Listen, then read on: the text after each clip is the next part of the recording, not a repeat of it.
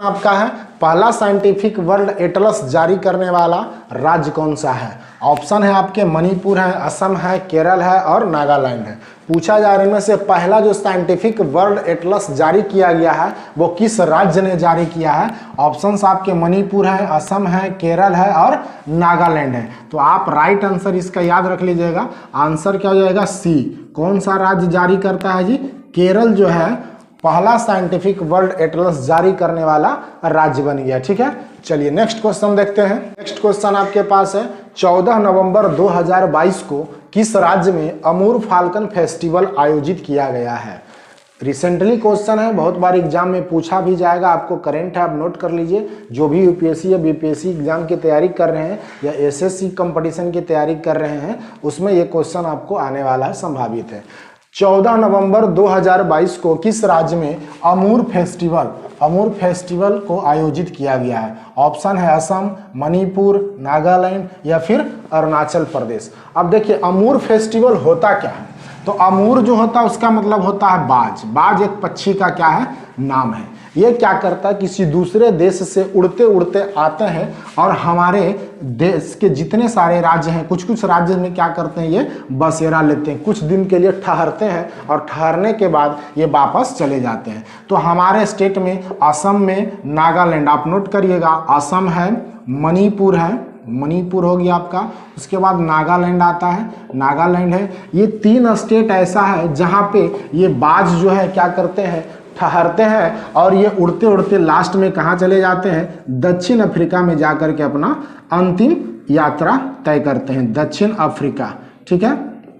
तो दक्षिण अफ्रीका में ये अपना यात्रा जो है तय करते हैं। तो पूछा जाएगा 14 नवंबर 2022 को किस राज्य में अमूर फाल्कन फेस्टिवल मनाया जा रहा है। आप आंसर नोट कर लीजिए। मणिपुर में जो है आपका अमूर फाल्कन फेस्टिवल का आयोजन किया गया है। अमूर जो है क्या है, एक नदी का नाम है। अमूर जो है क्या, एक नदी का नाम है। रूस और चीन के बीच में ये नदी है। ठीक है, रूस और चीन का जो सीमा है उसके मध्य में अमूर एक नदी है। तो मणिपुर जो है आप याद रख लीजिएगा कि अमूर फाल्कन फेस्टिवल जो इंडिया में आयोजित किया गया है वो कौन से स्टेट में किया गया है, मणिपुर में। मणिपुर की राजधानी कहाँ है, इम्फाल है, आप नोट कर लीजिएगा। मणिपुर की राजधानी कहाँ है, इम्फाल है। अच्छा, ये मणिपुर जो है बहुत इंपॉर्टेंट है। आपको एक विश्व का तैरता हुआ पार्क काबुल लामजाओ पार्क, बहुत बार पूछा भी गया, काबुल लामजाओ नेशनल पार्क, ठीक है, काबुल लामजाओ नेशनल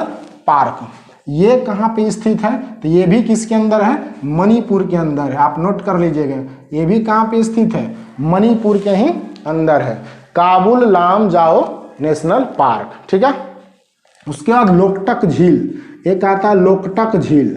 लोकटक झील भी जो है आपका कहाँ पे है, मणिपुर में है। भारत की सबसे मीठे पानी की जो झील होती है वो लोकटक झील है। इसी झील पर जो है काबुल लामजाओ नेशनल पार्क को स्थापित किया गया, जो विश्व का पहला तैरता हुआ पार्क है। पूछा जाता है विश्व का तैरता हुआ पहला पार्क कहाँ पे है, तो मणिपुर में है। लोकटक झील के ऊपर बनाया गया काबुल लामजाओ नेशनल पार्क। तो इतने सारे कंटेंट आप याद रखिएगा। अमूर फाल्कन जो है इस बार मणिपुर में आयोजित किया जा रहा है। अच्छा, एक और बात है इसमें, अमूर फाल्कन जो मणिपुर में आयोजित किया जा रहा है वो कितने नंबर का है, 7वें नंबर का है। ठीक है, कितने नंबर का है, 7वें नंबर का है। प्रथम नंबर का भी इसको आयोजित किया गया था, 2015 से इसको स्टार्ट किया जाता है। 2022 में जो मनाया जा रहा है वो कितने नंबर का है, 7वें नंबर का ये अमूर फाल्कन फेस्टिवल आयोजित किया जा रहा है। तो इतने सारे कंटेंट आप याद रखिएगा। ठीक है, चलिए नेक्स्ट क्वेश्चन देखते हैं। नेक्स्ट क्वेश्चन आपका है थांगटा। एक और क्वेश्चन पूछा जाता है थांगटा क्या है, दूसरा पूछा जाता है कलारी पट्टू क्या है। तो आपको बता दें हम, थांगटा जो है क्या है जी, मार्शल आर्ट है। थांगटा क्या है, मार्शल आर्ट का नाम है। ये भी आपका किस स्टेट का मार्शल आर्ट का नाम थांगटा है, तो ये भी आप नोट कर लीजिएगा, मणिपुर का है। ठीक है, थांगटा जो है एक मार्शल आर्ट है और ये किस स्टेट का है, तो ये भी एक मणिपुर का। दूसरा है कलारी पट्टू, ये भी एक मार्शल आर्ट है। कलारी पट्टू भी क्या है आपका, मार्शल आर्ट का नाम है। लेकिन ये आर्ट किस जगह का है, तो केरल स्टेट के जरिए इसको क्या किया जाता है, कंडक्ट किया जाता है। कलारी पट्टू केरल का मार्शल आर्ट है, थांगटा आपका मणिपुर का मार्शल आर्ट है। ठीक है, चलिए नेक्स्ट क्वेश्चन आपका है 2025 कबड्डी विश्व कप जो होने वाला है वो कहाँ पे आयोजित किया जाएगा। करंट अफेयर का क्वेश्चन है, खेल से जुड़ा हुआ क्वेश्चन हर कंपटीटिव एग्जाम में आपको पूछा जा रहा है, चाहे वो यूपीएससी का हो, बीपीएससी का हो, या गवर्नमेंट को भी सरकारी जॉब हो, आप या रेलवे का हो, एसएससी विभाग का हो, बिहार सचिवालय हो, बिहार दरोगा हो, कहीं ना कहीं आपको ये क्वेश्चन जो है करंट से पूछा जा रहा है। 2025 कबड्डी विश्व कप जो है कहाँ पे आयोजित होगा। पहला ऑप्शन है भारत में, इंग्लैंड में, अफ्रीका में, या फिर रूस में। तो आप याद कर लीजिए ये कहाँ पे होने जा रहा है, इंग्लैंड के अंदर होने जा रहा है, ठीक है, इंग्लैंड के अंदर। अच्छा एक बात और आपको बताते हैं, टोटल जो कबड्डी विश्व कप हुआ है वो कितने बार हुआ है, 10 बार हुआ है। खुशखबरी यह है कि इसमें 9 बार जो है भारत विजेता रह चुका है। 9 बार कौन रहा है, भारत विजेता रह चुका है कबड्डी विश्व कप का, ठीक है। कबड्डी विश्व कप जो आयोजित किया जाता है उसमें से 10 बार अब तक आयोजन हुआ है, जिसमें से 9 बार क्या हुआ है, भारत विजेता रहा है।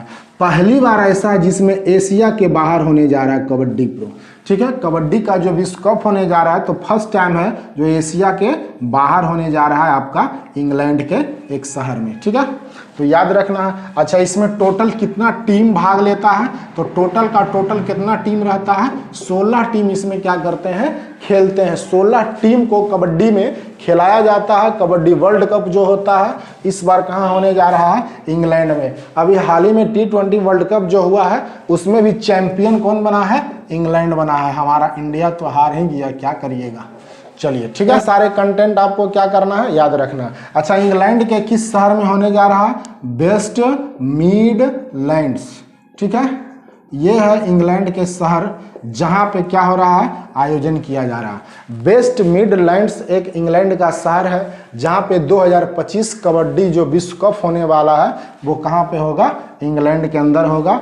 याद रखना टोटल कबड्डी वर्ल्ड कप जो हुआ है 10 बार हुआ है, जिसमें 9 बार भारत विजेता है।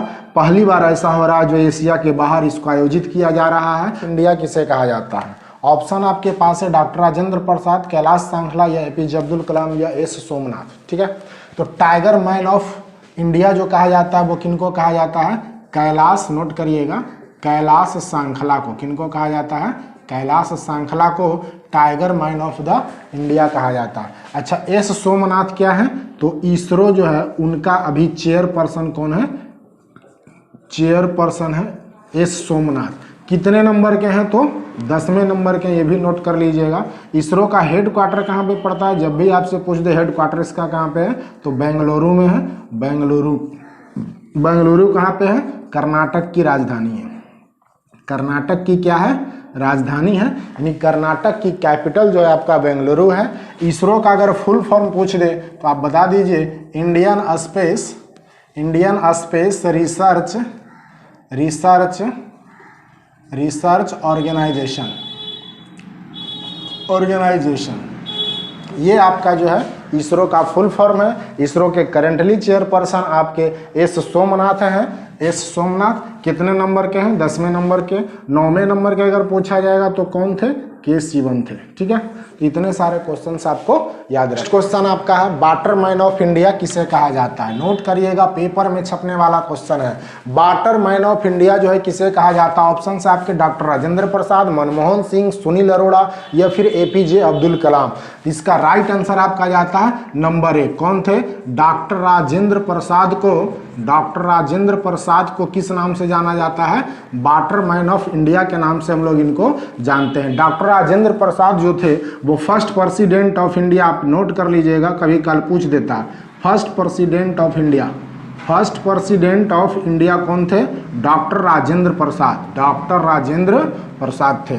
इन भारत के प्रथम राष्ट्रपति इनको बनाया गया था डॉक्टर राजेंद्र प्रसाद।